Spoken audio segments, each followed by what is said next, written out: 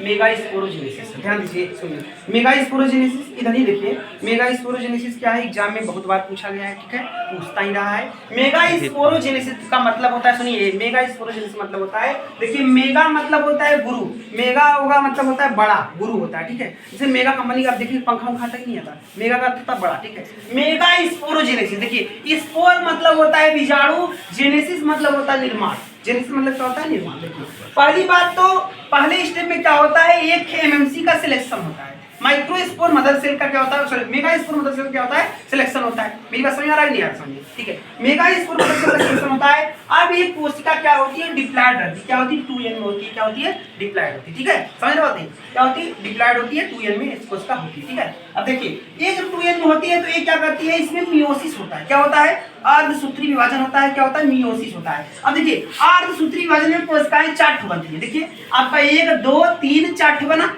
अब यहाँ पे लिख रहे हैं ये मतलब ये कोशिकाएं सिंगल है, क्या है, सिंगल है, मतलब ये आपका डबल था। अरे भाई डबल था तब न बटा, सिंगल कैसे, मतलब बाद में बचेगा तो आधा हो जाएगा।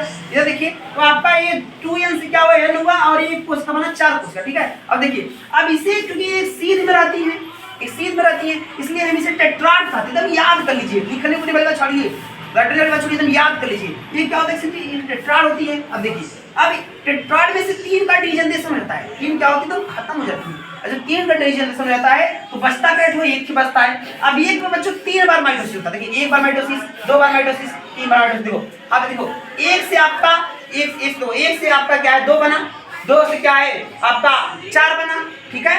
अब 4 से क्या बना, 8 बना, ठीक है। यहाँ पर भी देखो n, यहाँ पर भी n और यहाँ पर भी, हाँ सुनिए यहाँ पर भी n, यहाँ पर भी n है। तो अब 8 बन के तो 8 व्यवस्थित, जैसे देखो 3 थे तो आपका इधर व्यवस्थित है, 3 थे तो ऊपर व्यवस्थित है, और 2 तो क्या हुआ बीच में व्यवस्थित है ना, बात समझिए। तो पहला स्टेप आपका क्या होता है, पहला स्टेप सिलेक्शन ऑफ एमएमसी होता है। दूसरा स्टेप क्या होता है, ये देखिए दूसरा स्टेप आपका क्या होता है, माइटोसिस होता है।